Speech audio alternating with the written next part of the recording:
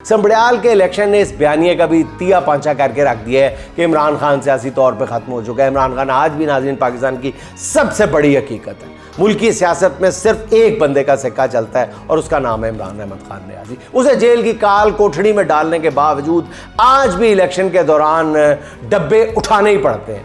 वही काम, वही उछेद मतलब वो सब कुछ करना पड़ता है जो बदनुमा है, जो देखने में भी अच्छा नहीं लगता। वही डांग सोटा करना पड़ता है, वही नंगी चिट्टी धांधली करनी पड़ती है। उसको अंदर बंद किया हुआ है, जमहूरियत को कैद किया हुआ है। लेकिन करना क्या पड़ता है इलेक्शन जीतने के लिए? आप बड़े बड़े खूबसूरत जलसे करते हैं, लैपटॉप देते हैं, ये करते हैं, वो करते हैं, जफ्फियाँ डालते हैं, ये कर लिया, वो कर लिया, बड़े खूबसूरत करोड़ों रुपए लगा के जलसे कर रहे हैं। नतीजा क्या निकलता है?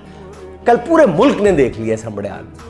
नाज़रीन, फार्म 45 की फतह को फार्म 47 के जरिए शिकस्त में अल्टीमेटली इसी अंदाज में बदलना पड़ता है। आरओ ऑफिस को अब भी सील किए बगैर मतलूबा नताइज नहीं मिलते। संबड़ियाल का इलेक्शन उसकी एक बड़ी वाज़ेह झलक है।